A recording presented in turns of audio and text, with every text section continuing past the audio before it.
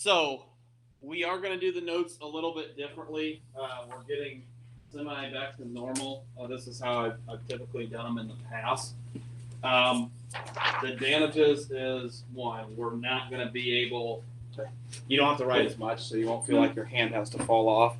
And then two, we'll be able to move a little bit quicker through some information there. If you haven't noticed already, the blanks in your notes correlate to the red words that are written in there. There's a few notes throughout this process where I forgot to highlight the word red or whatever the process may be. So just know that, and we'll take care of that. You can write them on the computer. I don't see anybody writing them on the computer.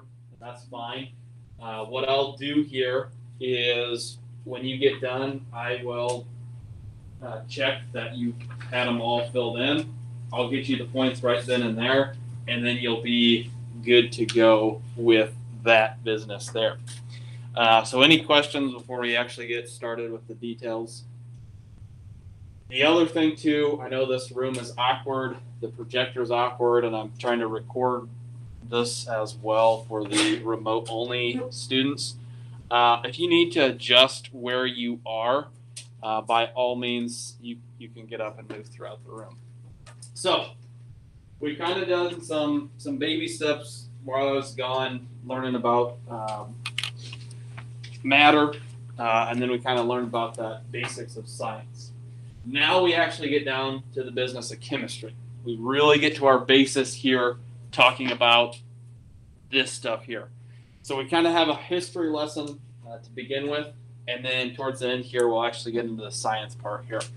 But the people that thought about thinking were philosophers. Some of the sophomores in here, you probably learned that in world history about some of the early philosophers. They are what drove what people knew. And so they said, hey, we think these pieces and parts of matter or substances can be divided in half and half and half and half until the end of time.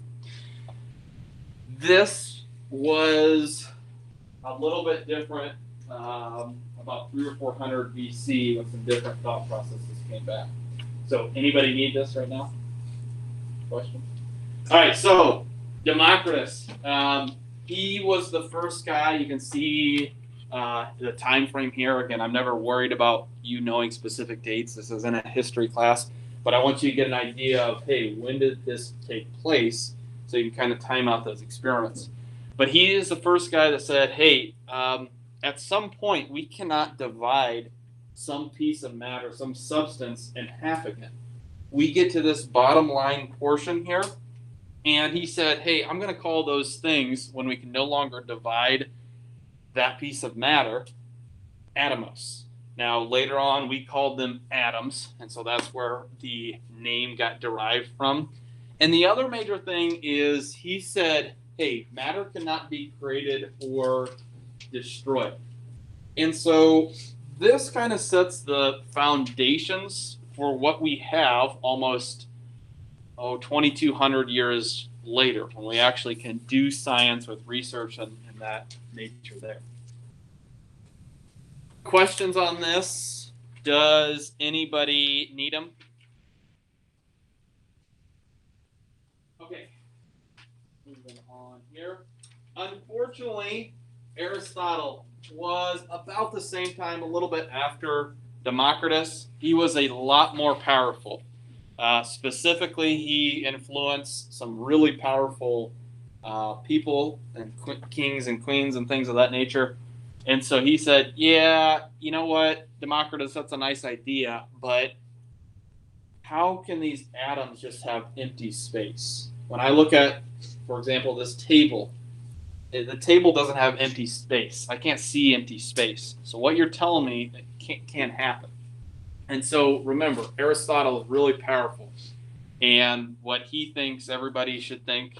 And so again, for 2,000 years before we actually get real science, they just say, okay, Aristotle is really smart.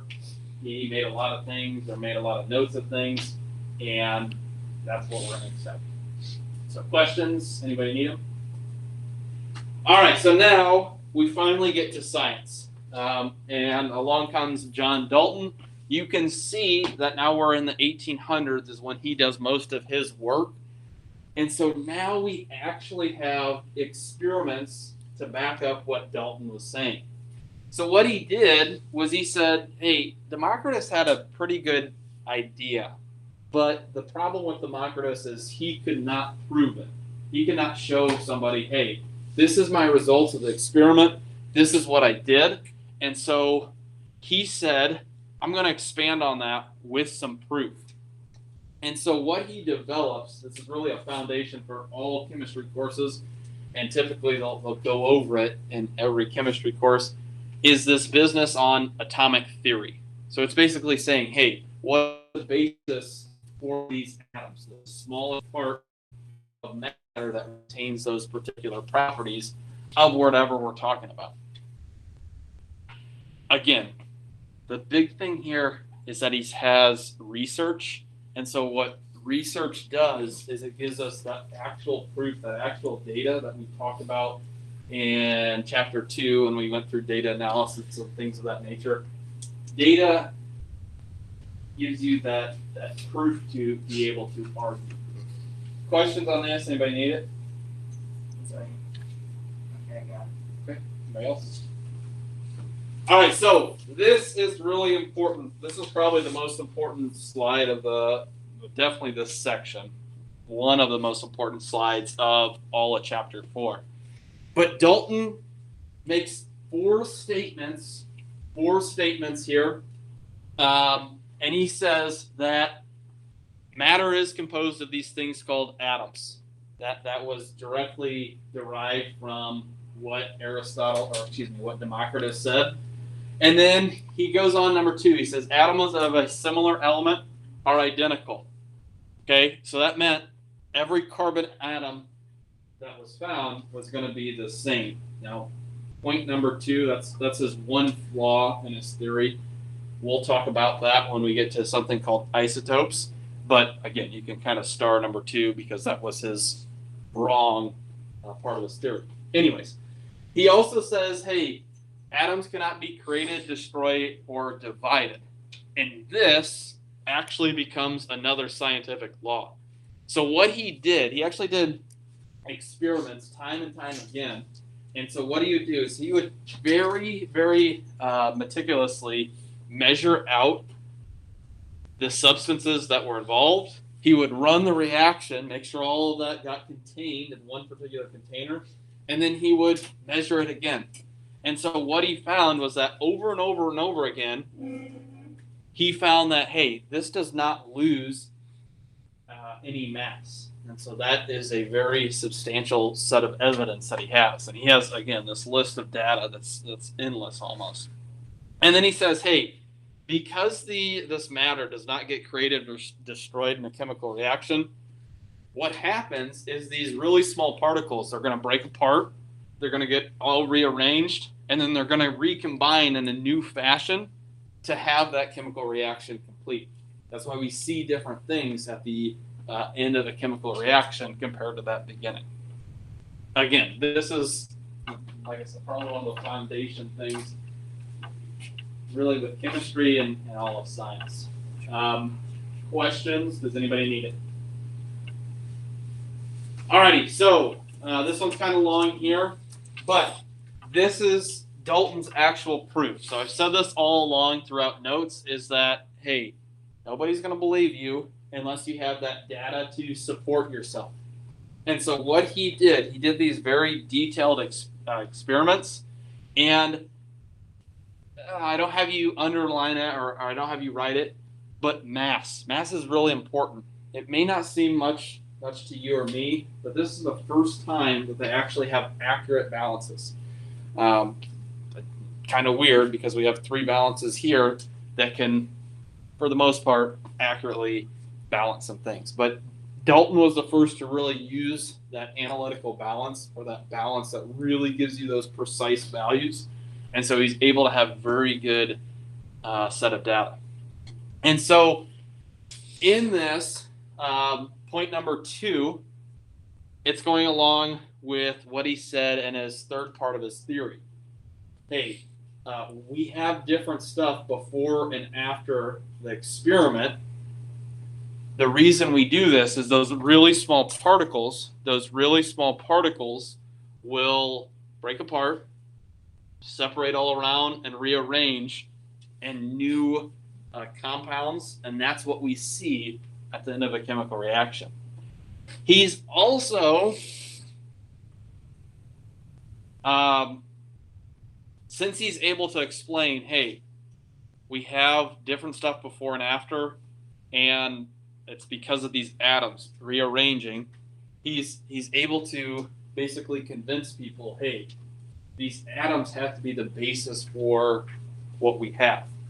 Now, unfortunately, like all great research here, he answers some big questions. Yes, there's these small particles called atoms, and he has more questions than answers at the end of the day. So at the end of the day here, this is really saying, hey, that's great, John, that you have this theory, and there's some good work on that, but we can't picture it. So A and B are saying, hey, we need a picture, we need a model of what this is. And then the other thing here was this. They said, hey, we have these small particles, but can that atom be composed of even smaller particles that we don't know about? Of course, the answer was yes, but at the time, they really didn't know about that. Questions? Anybody still need it? All right. So Dalton's big thing was, atomic theory. But hey, now we know atoms exist because we have that physical proof. With this here, an atom is the smallest particle that is going to retain all of those particular properties. And so in our example here, if we take a gold ring and we cut that gold ring in half, and then we took that half and we cut it in half, and we keep doing that and doing that and doing that over and over again, at some point, we're no longer going to be able to cut that gold in half and still have gold. We'll get into what happens when we break apart a nucleus and do all that jazz there. But what this is trying to say is, hey, we can break it down, but there's a point where we can no longer break it down and still have that substance.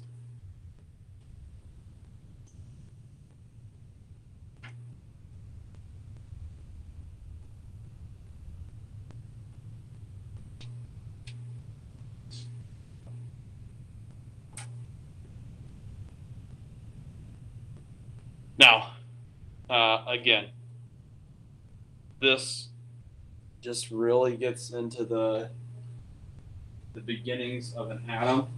What we're going to look at Thursday is we are going to check out, okay, we know there's atoms. Now we got to do some work to figure out that picture. And so we'll go through some different experiments, some really substantial things that happen, and then we will have a better idea, a better picture for really how we get to this point. That model's technically not correct anymore. But we've just set the baseline. The bottom line is, hey, things are made of atoms.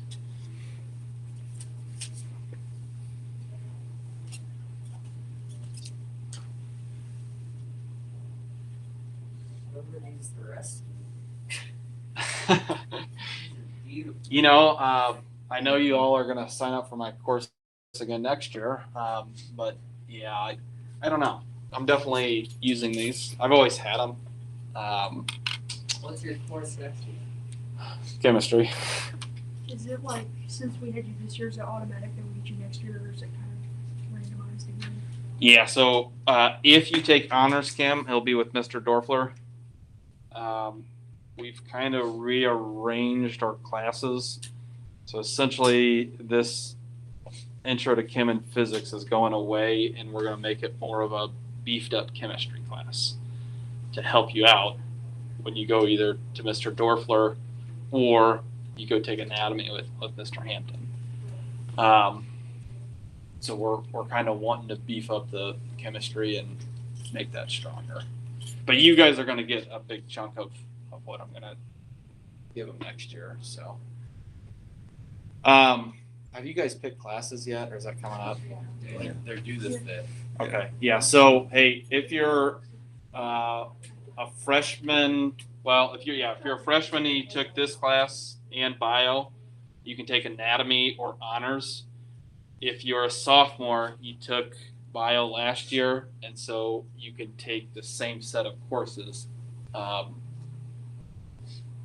honors or anatomy, as long as you had at least a B in this class and a B in biology. And then sometimes they grant exceptions. But if you need help on that, or Miss Claudia needs a reference or whatever, I can help you with that. Anything else? Anybody still need these? All right, so we get this atom, and that's great. But one thing, remember Aristotle said, hey, how can we account for this empty space? Well, this empty space business isn't answered in this part. But the other thing that really people couldn't wrap their minds around, even I have trouble wrapping my minds around, is just how small an atom actually is. So I put these ranges of distances, but again, those are really small numbers. And to you and me, what does that mean? Well, we use this unit of an angstrom to measure an atom. But again, what does an angstrom actually mean? So the best way to identify this is if we take a sharpened pencil, a traditional pencil, or I guess you could take a mechanical pencil there.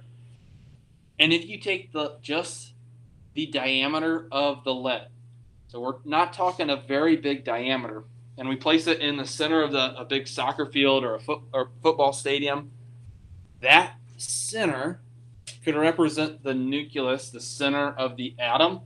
And then the electrons, if we're modeling it like this, would be moving on the outside of the stadium. So we'll watch a video here. It's kind of goofy, but it does explain. It does a really good job explaining just how small an atom is. And then on the flip side too, it kind of gives us a jump forward into what we see in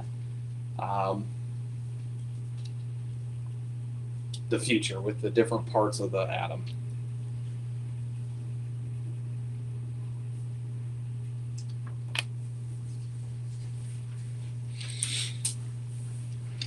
Okay, does anybody still need these? Okay, I'm going to pause the recording. I'm going to play the video, and then I'm going to come around and I'm going to come around